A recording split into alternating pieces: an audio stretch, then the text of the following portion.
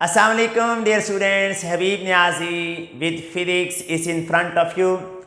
Previously हमने heat capacity और specific heat capacity को स्टडी किया. आज हम हीट कैपेसिटी और स्पेसिफिक हीट कैपेसिटी से रिलेटेड जो न्यूमेरिकल प्रॉब्लम्स हैं जो पास पेपर में आ चुके हैं या जो आपके कॉन्सेप्ट सारे क्लियर कर देंगे, आज हम उन प्रॉब्लम्स को सॉल्व करेंगे. तो चलते हैं आज के प्रॉब्लम्स की तरफ. आपको उससे पहले पता होना चाहिए कि ये क्या है. This is calorimeter.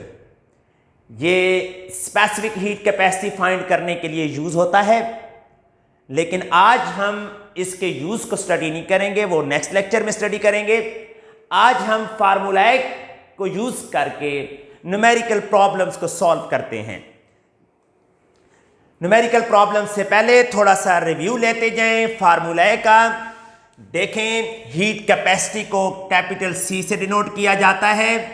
This is amount of heat required to change temperature through 1 kelvin. अगर हम हीट फाइंड करना चाहें तो ये फार्मूला हमारे पास बार बार यूज होना है. C delta theta is equal to Q. Delta theta को, इसको हम ऐसे भी फार्मूला को लिख सकते हैं. मैंने साइड चेंज की है. इंपॉर्टेंट ये है कि ये जो डेल्टा थीटा है ये डेल्टा टी होता है, चेंज इन टेम्परेचर होता है. ये हम फार्मूला बहुत जगह पे यूज करने वाले हैं. उसके बाद स्पेसिफिक हीट कैपेसिटी को स्मॉल सी से डिनोट करते हैं. This is amount of heat required to change temperature of 1 kg mass through 1 kelvin. तो यहां पे अगर हम डेल्टा क्यू या क्यू देखना चाहें तो m और चेंज इन टेम्परेचर उधर मल्टीप्लाई हो जाएगा. इसको हम ऐसे भी लिख सकते हैं. ये फार्मूला भी हम बार बार यूज करेंगे. हीट कैपेसिटी की डेफिनेशन, हीट कैपेसिटी का फार्मूला और इसका यूनिट क्या होता है, जूल पर केल्विन, या हम कह सकते हैं, देखें इसका यूनिट, हीट का यूनिट जूल है और टेम्परेचर का यूनिट केल्विन है. इसको अगर चेंज इन टेम्परेचर को सेल्सियस में भी लिया जाए तो सेम आंसर आएगा. जहां पे यूनिट क्या बनेगा, जूल, मैस का यूनिट केजी, जूल पर केजी पर केल्विन. ये फार्मूला हमने यूज करने हैं. इन फार्मूला से रिलेटेड पहले हम थोड़े से एमसीक्यूज चेक कर लेते हैं ताकि आपके कॉन्सेप्ट्स क्लियर हो जाएं. मुझे उम्मीद है आपको स्लाइड सही नजर आ रही होंगी. जी, क्वेश्चन है, the quantity of heat that causes 1 Kelvin change in temperature in a substance of mass 1 kg is called. हमने कहा था कि जहां पे mass 1 kg होगा, यूनिट mass होगा, तो वहां पे जो हीट रिक्वायर्ड होगी for change in temperature through 1 kelvin, तो उसको हम स्पेसिफिक हीट कहेंगे. इसका आंसर स्पेसिफिक हीट है. फर्स्ट ऑप्शन है. Latent heat, heat law of heat exchange, ये हम नेक्स्ट लेक्चर्स में डिस्कस करेंगे. Unit of specific heat capacity अभी हम पढ़ चुके हैं. यूनिट इसका क्या होता है, जूल पर केजी पर केल्विन. ये ऑप्शन ठीक नहीं है, ये भी ठीक नहीं है, ये ठीक है. सी ऑप्शन ठीक है.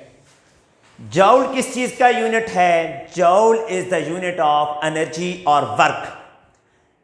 नेक्स्ट देखते हैं जी, स्पेसिफिक हीट ऑफ वाटर. ये हमारे न्यूमेरिकल्स के अंदर वैल्यू यूज होनी है. और पानी की जो स्पेसिफिक हीट कैपेसिटी है वो तमाम सब्सटेंसेस से ज्यादा है.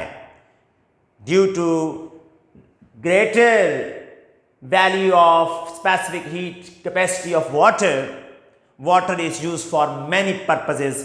उसके क्या पर्पस यूज होते हैं, गाड़ी के रेडिएटर्स में यूज होता है हीट एब्जॉर्ब करने के लिए. जहां पे आपको मैंने कल प्रीवियस लेक्चर में वैल्यूज का एक चार्ट भी दिया था, उसमें वाटर की जो स्पेसिफिक हीट कैपेसिटी है वो आपने याद रखनी है. The device used to measure of the used to measure specific heat of an object. तो ये हम प्रीवियसली अभी हमने स्टार्ट में ही डिस्कस किया है कि उसको कैलोरीमीटर कहते हैं। थर्ड ऑप्शन ठीक है।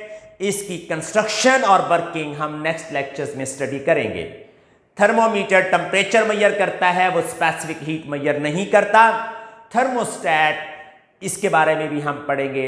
ये टेम्परेचर कंट्रोल करने वाला एक स्विच है, इंस्ट्रूमेंट है। ये न्यूमेरिकल प्रॉब्लम है, इसको हम सॉल्व करते हैं। आप अपनी कॉपीज के ऊपर इसको सॉल्व करेंगे, अपने कैलकुलेटर से निकाल लें। How much heat is required, हमने अमाउंट ऑफ हीट फाइंड करनी है। How much heat is required to increase temperature of 0.5 kg of water. Mass of water given है 0.5 kg from 10 to 65 degree Celsius.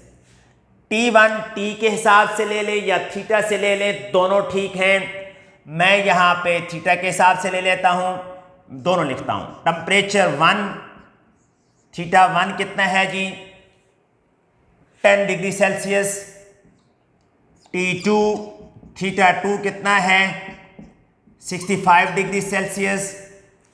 तो change in temperature कितना आया, change कैसे find करते हैं। चेंज इन टेम्परेचर को डेल्टा टी से भी डिनोट कर सकते हैं, डेल्टा थीटा से भी डिनोट कर सकते हैं। ये बड़े वाली वैल्यू में से छोटे वाली वैल्यू को निकालेंगे, यानी T2 में से T1 निकालेंगे। T2 हमारे पास कितना है 65 और T1 कितना है हमारे पास 10। तो ये कितना बन जाएगा 55 डिग्री सेल्सियस। हमारे पास फार्मूला कौन सा मौजूद है। अब हम ये देखते हैं कि specific heat capacity of water कितनी होती है, उससे भी हम यूज़ कर सकते हैं। Specific heat capacity of water हमने अभी पढ़ी है 4200 जूल पर केजी पर केल्विन। ये पेपर में गिवन ना भी हो तो आपको याद होनी चाहिए। क्या फार्मूला था स्पेसिफिक हीट कैपेसिटी का, amount of heat required to change temperature of 1 kg through 1 Kelvin। अगर हम Q फाइंड करना चाहें तो ये इधर आके मल्टीप्लाई हो जाएंगे। तो Q की वैल्यू क्या बनेगी अमाउंट ऑफ हीट की Cm delta theta, Cm delta theta. C की वैल्यू वाटर के लिए क्वेश्चन के अंदर गिवन हो भी सकती है, नहीं भी हो सकती। हमने अभी पढ़ी थी C की वैल्यू है 4200 जूल पर केजी पर केल्विन। जहां जब फार्मूला के अंदर मैं वैल्यूज पुट कर रहा हूं तो मैं यहां पे यूनिट नहीं लिख रहा, लेकिन एंड आंसर पे यूनिट लिखना जरूरी होता है। मैस कितना है वाटर का 0.5 और चेंज इन टेम्परेचर कितना आया है 55। इनको मल्टीप्लाई करेंगे हम, अपने कैलकुलेटर्स निकाल लें। क्या करना है हमने हीट अमाउंट फाइंड करनी है 4200 मल्टीप्लाइड बाय 0.5 मल्टीप्लाइड बाय 55। तो हमारे पास आंसर आएगा, ये हमारे पास आंसर आएगा 115500। ये आंसर आया, जूल में ले रहे हैं। साइंटिफिक नोटेशन में अगर इसको डिनोट करना है तो डेसिमल यहां होना चाहिए। ये बन जाएगा 1.155 into 10 raise to power 12345 joule. इसको हम राउंड ऑफ भी कर सकते हैं। तो आपने देखा कि अगर अमाउंट ऑफ हीट फाइंड करनी हो तो हम फार्मूला किस तरह लगाते हैं और उसको कैलकुलेट किस तरह करते हैं। अब कुछ बच्चे कह सकते हैं कि सर हीट कैपेसिटी का फार्मूला भी तो लगाया जा सकता है। हीट कैपेसिटी का फार्मूला क्या है, amount of heat required to change temperature through 1 kelvin. Sir ये भी तो लगाया जा सकता है। देखें, जो स्पेसिफिक हीट कैपेसिटी है उसकी वैल्यू कंफर्म है और उसकी वैल्यू कंफर्म होने का हम फायदा उठाते हैं और वो यूज कर लेते हैं। यहाँ पे गिवन मैस के लिए हीट कैपेसिटी की वैल्यू गिवन नहीं है, तो इसलिए हमने स्पेसिफिक हीट कैपेसिटी का फार्मूला लगाया ताकि हम इसकी कांस्टेंट वैल्यू को यूज करके कैलकुलेशंस कर सके। नोट कर लें जल्दी जल्दी, फिर हम नेक्स्ट क्वेश्चन की तरफ चलते हैं। ये मैंने इरेज किया। यहां पे इस क्वेश्चन के अंदर हमने अमाउंट ऑफ हीट फाइंड करनी थी। अमाउंट ऑफ हीट का यूनिट जो है वो जूल होता है, उसका यूनिट एंड पे लिखना जरूरी है। नेक्स्ट क्वेश्चन है जी, a container has 2.5 litres of water.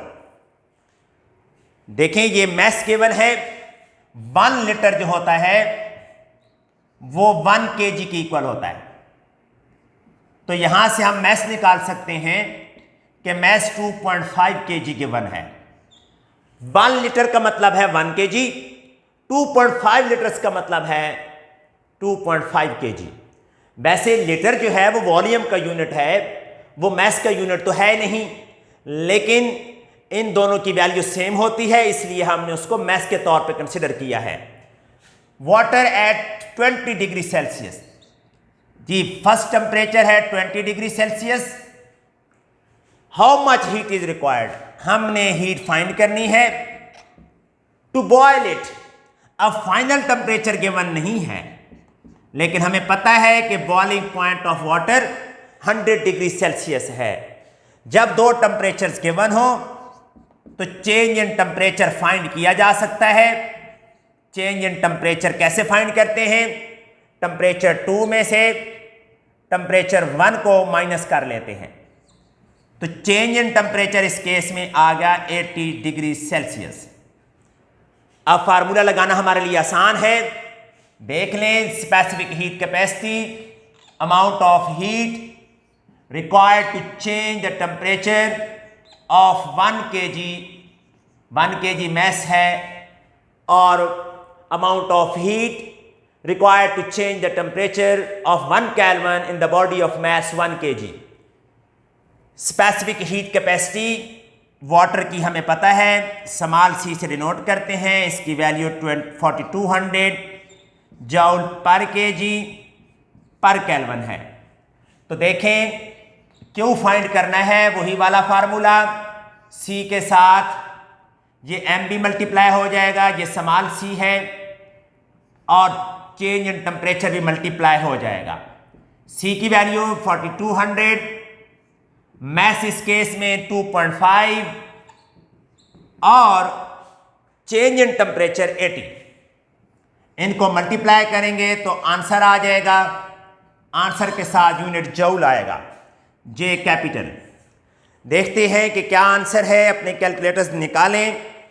4200 multiply करें 2.5 से, और फिर मल्टीप्लाई करें 80 से, हमारे पास आंसर आएगा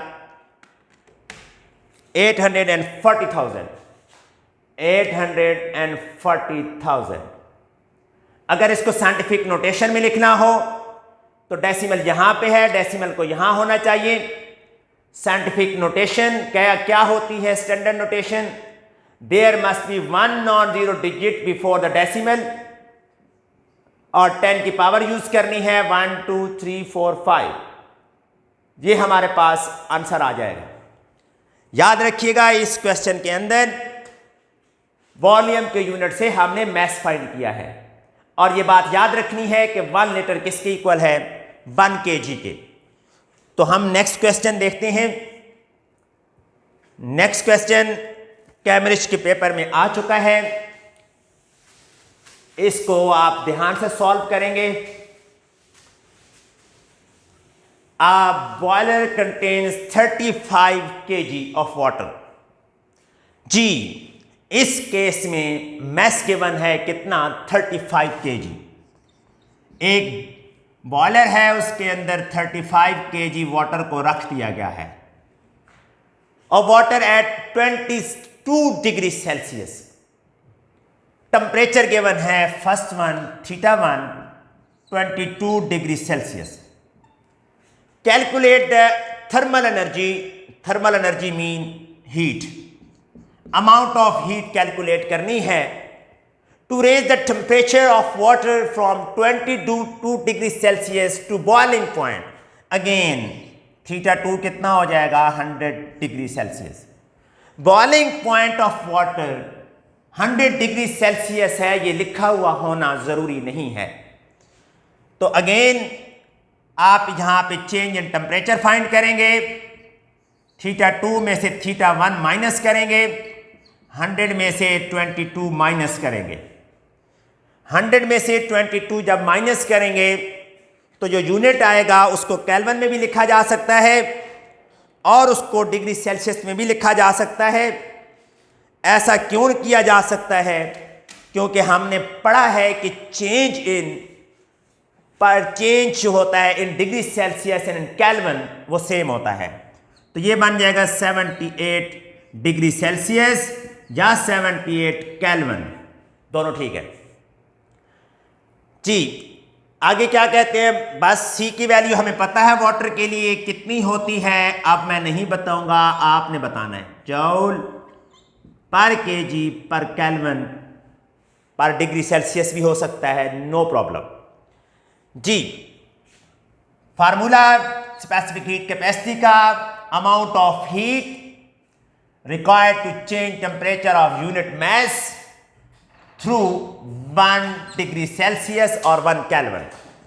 तो क्यू कैसे फाइंड करेंगे? ये इधर आके मल्टीप्लाई हो जाएंगे, cm डेल्टा थीटा।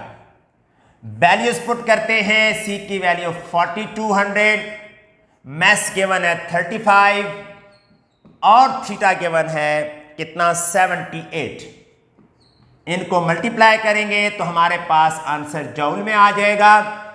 याद रखें कि अगर आंसर ज़्यादा डिजिट्स बनते हैं, ज़्यादा वैल्यू बनती है, जैसा कि 4200 मल्टीप्लाइड बाय 35 मल्टीप्लाइड बाय 78, तो जब वैल्यू ज़्यादा बने, जैसा कि इस केस में आंसर बनेगा 1146। कैलकुलेटर निकाल के सॉल्व कर सकते हैं आप खुद भी, 6 और 000।